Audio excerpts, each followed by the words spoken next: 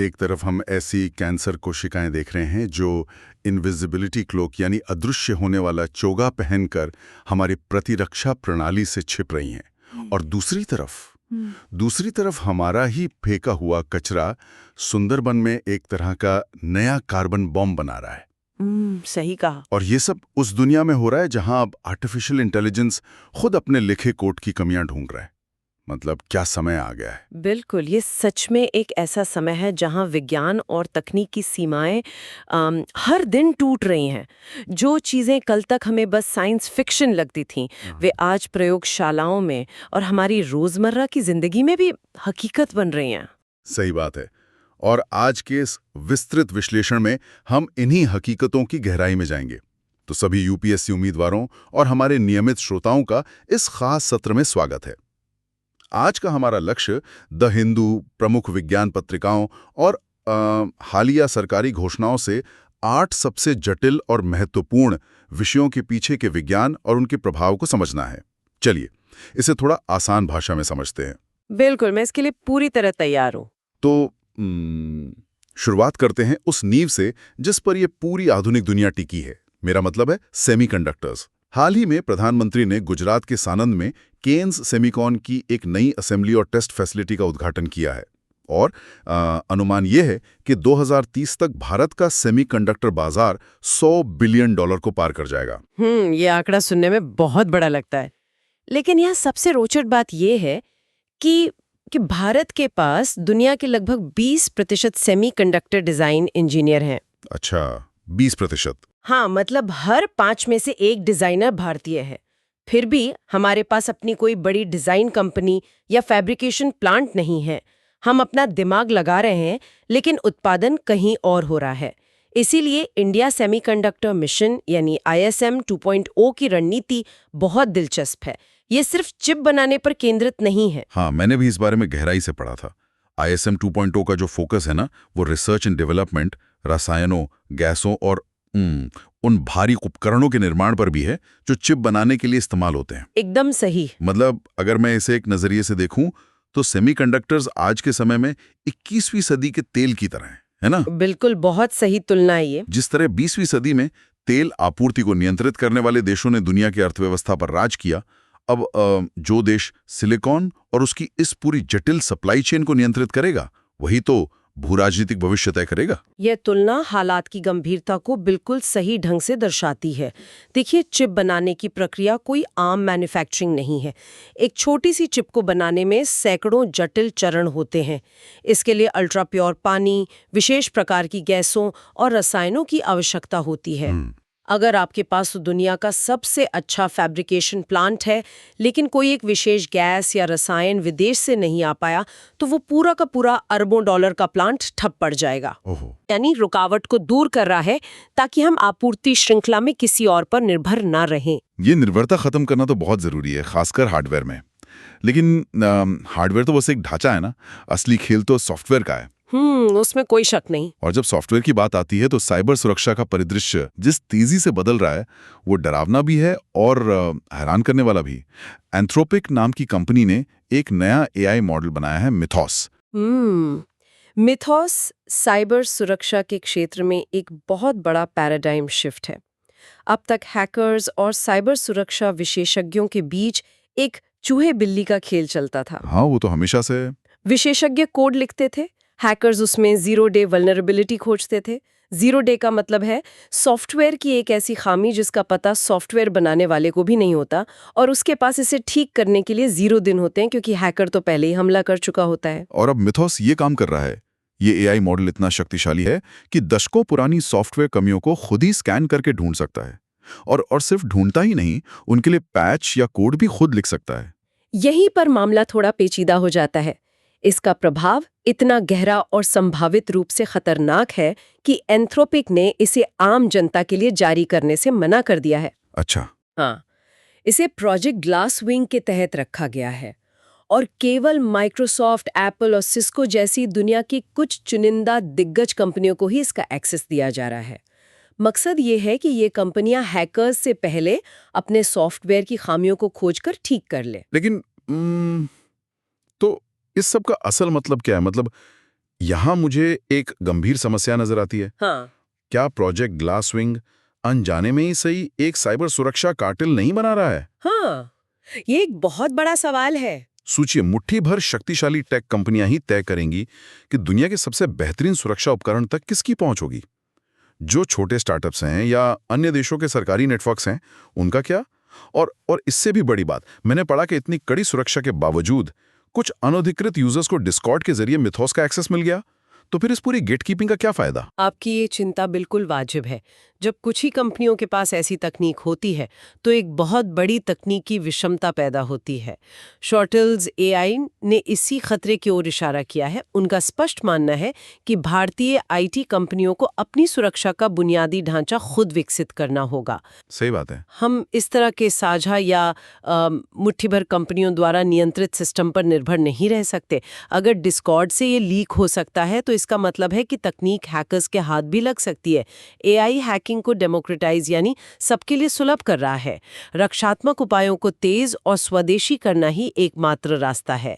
ये तो आने वाले समय की एक बहुत बड़ी चुनौती है। जब हम उन्नत एआई और सेमीकंडक्टर्स की इस दौड़ को देखते हैं तो स्वाभाविक रूप से दिमाग में ये सवाल उठता है कि क्या हम अपनी आने वाली पीढ़ी को इसके लिए तैयार कर रहे हैं। शिक्षा प्रणाली को तो इसी वास्तविकता के अनुकूल ढलना ही होगा और इसी दिशा में सीबीएसई का हालिया कदम बहुत महत्वपूर्ण है। हाँ, सीबीएसई 2026-27 के शैक्षणिक सत्र से कक्षा 3 से 8 के लिए कंप्यूटेशनल थिंकिंग और एआई पाठ्यक्रम ला रहा है।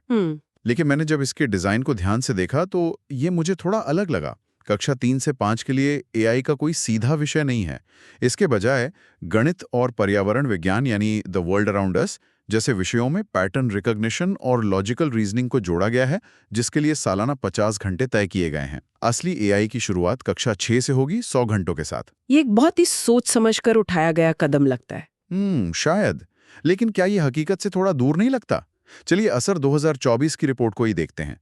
ग्रामीण भारत में कक्षा 5 के आधे से अधिक बच्चे कक्षा 2 के स्तर का एक साधारण पाठ नहीं पढ़ सकते। वो डेटा तो चिंताजनक है। उनकी बुनियादी गणित कमजोर है। जब आधार ही इतना कमजोर हो तो क्या ये बेसिक गणित सीखे बिना एडवांस फिजिक्स पढ़ाने जैसा नहीं है? मेरा सवाल ये है कि क्या ये बच्चे इस उन्नत पाठ्यक्रम को समझ पाएंगे?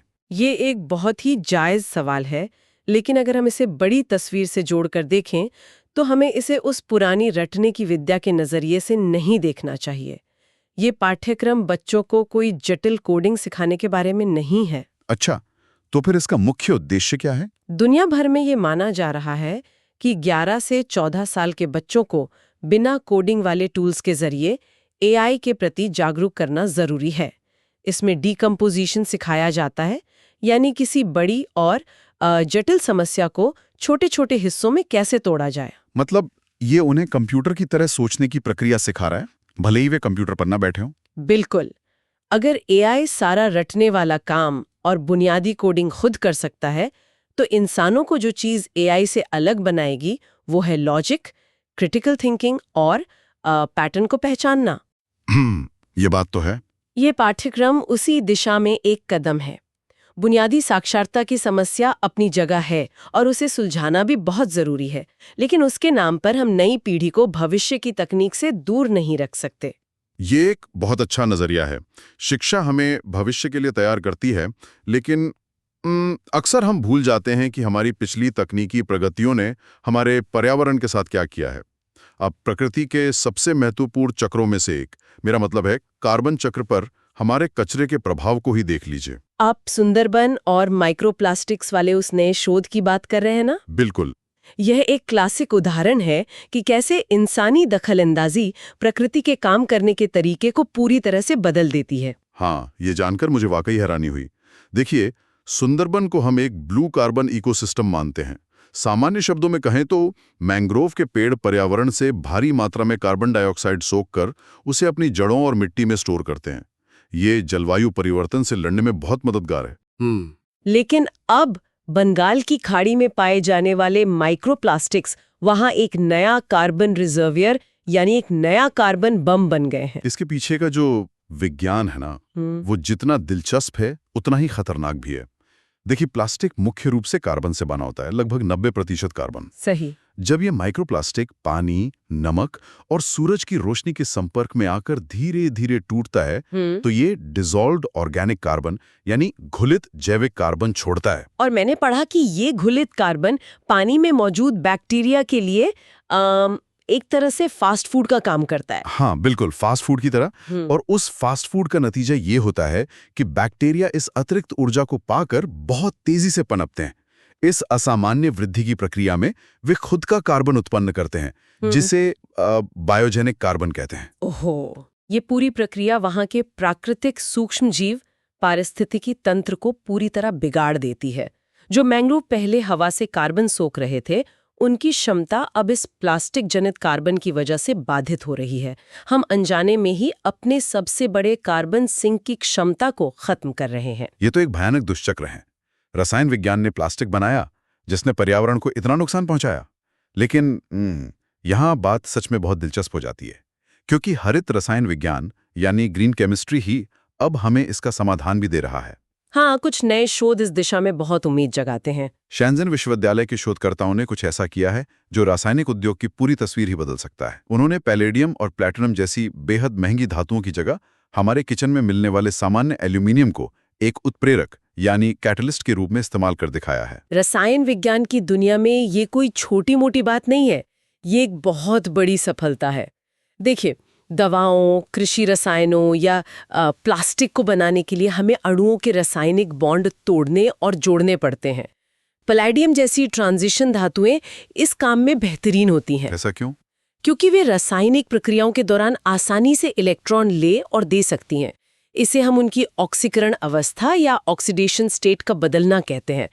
लेकिन एल्यूमिनियम के साथ सबसे बड़ी दिक्कत यह है कि उसकी +3 ऑक्सीकरण अवस्था बहुत अधिक स्थिर होती है। मतलब एल्यूमिनियम अपने 3 इलेक्ट्रॉन देकर इतना संतुष्ट हो जाता है कि वो आगे किसी भी प्रक्रिया में हिस्सा लेने से साफ मना कर देता है। वो बहुत जिद्दी हैं इस मामले में। बिल्कुल, वो इलेक्ट्रॉन लेन देन में कोई दिलचस्पी नहीं दिखाता।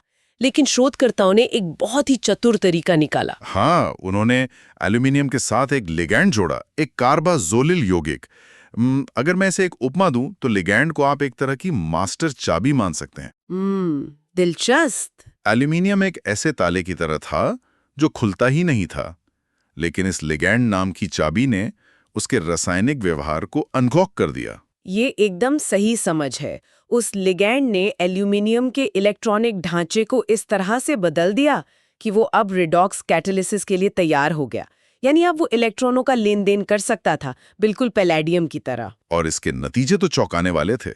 मैंने देखा कि इस नए एल्यूमिनियम उत्प्रेरक ने 2290 का टर्नओवर नंबर यानी TON हासिल किया। हाँ, ये एक बहुत बड़ा आंकड़ा है। हमारे श्रोताओं के लिए बता दूं कि उत्प्रेरक के संदर्भ में ये नंबर बताता है कि एक अणु काम करना बंद करने से पहले कितने नए अणुओं का निर्माण कर सकता है।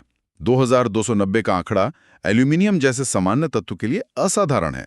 अगर ये लैब से निकलकर औद्योगिक स्तर पर आ जाए तो सोचिए जीवन रक्षक दवाएं कितनी सस्ती हो सकती हैं। यही तो विज्ञान की खूबसूरती है। हम उन चीजों को बदल रहे हैं जिन्हें हम हमेशा से स्थिर मानते थे। और जिस तरह हम अकार्बनिक एल्यूमिनियम के व्यवहार को बदल रहे हैं, ठीक उसी तरह हम अब जीवित सूक्ष्म जीवों को भी हैक कर रहे हैं। आप फोटो बायोकैटालिसिस की बात कर रही हैं ना? बिल्कुल। ये विषय मुझे सीधा किसी साइंस फिक्शन फिल्म से निकला हुआ लगता है। हाँ। हम आमतौर पर इकोलाई बैक्टीरिया का नाम सुनते ही घबरा जाते हैं क्योंकि बीमारियों और इन्फेक्शन से जुड़ा है। लेकिन अब वैज्ञानिक इस इकोलाई को एक सेल फैक्ट्री यानी एक सूक्ष्म कारखाने में बदल रहे हैं। और सबसे कमाल की बात यह है कि वे इन कारखानों को चलाने के लिए दृश्य प्रकाश या नीले प्रकाश का उपयोग कर रहे हैं। इसे ऐसे समझिए कि नानजिंग यूनिवर्सिटी और इलिनॉइस यूनिवर्सिटी के शोधकर्ताओं ने बैक्टीरिया के अंदर मौजूद एंजाइमों को एक स्विच की तरह इस्तेमाल करना शुरू कर दिया है। अच्छा। प्रकाश यहाँ ऊर्जा का स्रोत है। जब वे नीले प्रकाश को इन विशेष रूप से इंजीनियर किए गए ई कोलाई पर डालते हैं तो वो प्रकाश ऊर्जा बैक्टीरिया के अंदर एक चेन रिएक्शन शुरू करती है। और वो ऊर्जा सीधे एंजाइमों को सक्रिय कर देती है जो फिर साधारण ग्लूकोज को बेहद जटिल रासायनिक संरचनाओं में बदल देते हैं। हाँ, और ये कोई साधारण रसायन नहीं है जिनकी हम बात कर रहे हैं। हम मूल्यवान दवाओं और कृषि रसायनों की बात कर रहे हैं।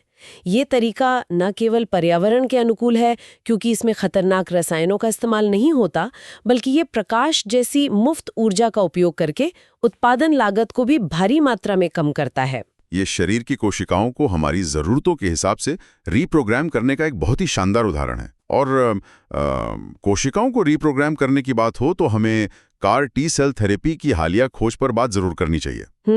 ये कैंसर रिसर्च का सबसे हॉट टॉपिक है। ब्लड कैंसर जैसे ल्यूकेमिया के मामले में तो कार टी सेल थेरेपी किसी चमत्कार से कम नहीं है। इसमें कोई शक नहीं है, ये चिकित्सा विज्ञान के सबसे बड़े आविष्कारों में से एक है। लेकिन जब बात सॉलिड ट्यूमर की आती है, जैसे किडनी, ओवेरियन या स्तन कैंसर, तो ये थेरेपी अक्सर विफल हो जाती है। ये एक बड़ी पहेली रही है कि जो तकनीक खून के कैंसर में इतनी कारगर है, वो ठोस ट्यूमर के सामने घुटने क्यों टेक देती है? इसके पीछे का जो जीव विज्ञान है वो बहुत ही चालाकी भरा है। कार टी सेल थेरेपी में डॉक्टर मरीज के शरीर से कुछ खास प्रतिरक्षा कोशिकाओं यानी टी सेल्स को निकालते हैं और उन्हें इस तरह प्रोग्राम करते हैं कि वे कैंसर कोशिकाओं की सतह पर मौजूद एक विशेष प्रोटीन को पहचान लें, जैसे CD70 प्रोटीन। हाँ बिल्कुल, और उसे पहचान कर नष्ट कर दें। ब्लड कैंसर में ये प्रोटीन कोशिका की सतह पर बहुत स्पष्ट रूप से दिखाई देते हैं। लेकिन सॉलिड ट्यूमर अलग खेल खेलते हैं। ये कुछ ऐसा है कि आपने एक सुरक्षा प्रणाली यानी आपके टी सेल्स को एक चोर को ढूंढने के लिए भेजा है, लेकिन उस चोर ने एक इनविजिबिलिटी क्लोक पहन लिया है। वो आपके सुरक्षा गार्ड के ठीक सामने खड़ा है, लेकिन गार्ड उसे देख ही नहीं पा रहा है। वैज्ञानिक भाषा में इस इनविजिबिलिटी क्लॉक की प्रक्रिया को स्यूडो हेटेरोजेनिटी कहते हैं। होता यह है कि कैंसर कोशिकाएं EZH2 नामक एक एंजाइम का उत्पादन बढ़ा देती हैं। और ये एंजाइम क्या करता है? ये एंजाइम कोशिका के अंदर डीएनए की संरचना को इतना कस देता है जैसे किसी धागे को बहुत जोर से लपेट दिया गया हो। इस कसाव के कारण कोशिका CD70 प्रोटीन का उत्पादन लगभग बंद कर देती है। और क्योंकि सतह पर वो प्रोटीन ही नहीं है, तो इंजीनियर किए गए टी सेल्स को लगता है कि वहां कोई कैंसर है ही नहीं। वे उस कोशिका को छोड़ देते हैं और ट्यूमर फिर से बढ़ने लगता है। ये तो कैंसर का एक बहुत ही उन्नत बचाव तंत्र है। तो क्या शोधकर्ताओं ने इसका कोई तोड़ निकाला है? हाँ, उन्होंने एक नया रिसेप्टर विकसित किया है जिसे हिट रिसेप्टर कहते हैं, HLA independent T cell receptor. अच्छा, ये कैसे काम करता है? पारंपरिक कार टी सेल्स को सक्रिय होने और हमला करने के लिए सतह पर भारी मात्रा में प्रोटीन की आवश्यकता होती है। एक बहुत मजबूत सिग्नल चाहिए, लेकिन हिट रिसेप्टर अलग तरीके से काम करता है। ये कैंसर का पता लगाने वाले सेंसर को सीधे टी सेल के प्राकृतिक एक्टिवेशन सिस्टम से जोड़ देता है। तो क्या ये एक तरह का नाइट विजन गॉगल्स हैं जो उन बेहद कम सिग्नल्स को भी पकड़ लेता है जो पहले अदृश्य थे? बिल्कुल, ये एक बहुत अच्छी उपमा है। ये कोशिकाओं को इतनी संवेदनशीलता देता है कि वे उन कैंसर कोशिकाओं को भी ढूंढकर नष्ट कर देती हैं जिन्होंने अपना प्रोटीन उत्पादन बहुत कम कर लिया था। ये सॉलिड ट्यूमर के इलाज में एक बहुत बड़ी उम्मीद जगाता है। यह विज्ञान की उस ताकत को दर्शाता है जहां हम मानव शरीर की सबसे बड़ी चुनौतियों का डटकर मुकाबला कर रहे हैं। और जब बात शरीर की चुनौतियों की हो, तो एक चुनौती ऐसी है जो हर इंसान को प्रभावित करती है: उम्र का बढ़ना और उसके साथ आने वाली शारीरिक कमजोरी, जिसे हम फ्रेल्टी कहते हैं। ये एक बहुत ही महत्वपूर्ण सवाल खड़ा करता है। क्या हम बुढ़ापे को हरा सकते हैं? विश्व स्तर पर देखें तो 50 वर्ष से अधिक उम्र के लगभग 4 में से 1 व्यक्ति फ्रेल्टी का शिकार होता है। ये तो बहुत बड़ा नंबर है। इसमें मांसपेशियां कमजोर हो जाती हैं, हमेशा थकान महसूस होती है, चलने फिरने में दिक्कत होती है और गिरने का डर बना रहता है। अब तक चिकित्सा विज्ञान इसे उम्र बढ़ने का एक स्वाभाविक और अपरिहार्य हिस्सा ही मानता रहा है। लेकिन लोमेसेल्बी के नई क्लिनिकल ट्रायल ने इस सोच को जड़ से हिला दिया है। ये एक मेसेनकाइमल स्टेम सेल आधारित थेरेपी है और इसके परिणाम सच में उत्साहजनक हैं। हाँ, मैंने इसके ट्रायल्स के बारे में पढ़ा है। ट्रायल में 70 से 85 वर्ष के उन बुजुर्गों को शामिल किया गया जो फ्रेल्टी से पीड़ित थे। उन्हें स्टेम सेल का सिर्फ एक इन्फ्यूजन दिया गया और इसके नतीजे 9 महीने बाद 6 मिनट वॉक टेस्ट में उन्होंने औसतन 60 मीटर अधिक दूरी तय की। 6 मिनट वॉक टेस्ट जेरियाट्रिक्स यानी बुजुर्गों की चिकित्सा में कार्डियोवैस्कुलर और शारीरिक क्षमता मापने का एक बहुत ही प्रामाणिक पैमाना है। 60 मीटर का इजाफा, जो कि उनकी पिछली क्षमता से लगभग 20% अधिक है, ये कोई छोटी बात नहीं है। बिल्कुल नहीं। ये 20% का सुधार एक बुजुर्ग व्यक्ति के लिए व्हीलचेयर पर निर्भर रहने और खुद चलकर अपने रोजमर्रा के काम करने के बीच का अंतर हो सकता है। लेकिन मैं सोच रहा था ये काम कैसे करता है? क्या ये स्टेम सेल शरीर में जाके नई मांसपेशियां बनाते हैं? सीधे तौर पर नहीं, ये मेसेनकाइमल स्टेम सेल युवा दाताओं के अस्थि मज्जा यानी बोन मैरो से लिए जाते हैं। जब इन्हें बुजुर्गों के शरीर में डाला जाता है तो ये मुख्य रूप से शरीर में रक्त वाहिकाओं के आसपास मौजूद क्रॉनिक सूजन या इन्फ्लेमेशन को कम करते हैं। अच्छा, तो मूल कारण सूजन है। हाँ, उम्र के साथ ये सूजन बढ़ जाती है, जो ऊतकों को नुकसान पहुंचाती है। सूजन कम होने से शरीर की अपनी रिपेयर प्रक्रिया तेज हो जाती है, और इसकी एक बहुत बड़ी खासियत ये है कि शरीर का इम्यून सिस्टम इन बाहरी कोशिकाओं को दुश्मन मानकर रिजेक्ट नहीं करता। ये सुनना किसी चमत्कार जैसा लगता है, लेकिन हमें यहाँ एक यथार्थवादी रुख भी अपनाना होगा। आईसीएमआर ने स्टेम सेल थेरेपी को लेकर बहुत स्पष्ट चेतावनियां जारी की हैं। भारत में कई क्लिनिक इसे एक जादू की छड़ी या हर बीमारी के इलाज के रूप में प्रचारित करते हैं। और ये बहुत ही खतरनाक प्रवृत्ति है। लोमेसेल बी अभी ट्रायल्स के दौर में है। विज्ञान रातों रात चमत्कार नहीं करता, ये कड़े क्लिनिकल परीक्षणों और डेटा का परिणाम है। सही बात है। अनियंत्रित स्टेम सेल इन्फ्यूजन से ट्यूमर बनने और संक्रमण के गंभीर खतरे हो सकते हैं, इसलिए उत्साह जरूरी है, लेकिन वैज्ञानिक कठोरता के बिना ये विनाशकारी भी हो सकता है। ये एक बहुत ही संतुलित नजरिया है। तो अगर हम आज के इस पूरे विश्लेषण को एक धागे में पिरोएं, तो हम देख सकते हैं कि हम एक ऐसी दुनिया में कदम रख रहे हैं जहां हम अपनी सीमाओं को लगातार चुनौती दे रहे हैं। हम एआई बना रहे हैं जो अपनी कमियां खुद सुधारता है, हम सिलिकॉन सप्लाई चेन की जड़ें मजबूत कर रहे हैं, हम एल्यूमिनियम को कीमती धातुओं का काम करना सिखा रहे हैं, और बैक्टीरिया को केमिकल फैक्ट्री में बदल रहे हैं। और साथ ही हम अपने ही शरीर को अंदर से हैक कर रहे हैं, चाहे वो कैंसर कोशिकाओं के छिपने के तरीके को बेअसर करना हो या फिर बुढ़ापे की प्रक्रिया को धीमा करना हो। ये सब इतना अद्भुत है, लेकिन ये हमें एक बहुत ही गहरे सवाल पर लाकर खड़ा कर देता है। जैसे जैसे हम मिथोस जैसा स्वायत्त एआई विकसित कर रहे हैं जो इंसानी दखल के बिना अहम फैसले ले सकता है और साथ ही अपनी ही कोशिकाओं और पर्यावरण को इस हद तक बदल रहे हैं, क्या हम एक ऐसे भविष्य की ओर बढ़ रहे हैं जहां तकनीक और मानव जीव विज्ञान दोनों का नियंत्रण धीरे धीरे हमारे हाथों से निकलकर खुद उनके ही हाथों में चला जाएगा? जब हमारी बनाई हुई प्रणालियां खुद को रिपेयर और इवॉल्व करने लगेंगी तो उस दुनिया में इंसान की भूमिका क्या रह जाएगी? इस पर विचार कीजिएगा। वाकई ये एक ऐसा विचार है जो आपको रात में जगाए रख सकता है। हम निर्माता बने रहना चाहते हैं, लेकिन कहीं हम सिर्फ पर्यवेक्षक बनकर न रह जाएं। इस बेहद ज्ञानवर्धक चर्चा में हमारे साथ शामिल होने के लिए सभी श्रोताओं और यूपीएससी उम्मीदवारों का बहुत बहुत धन्यवाद।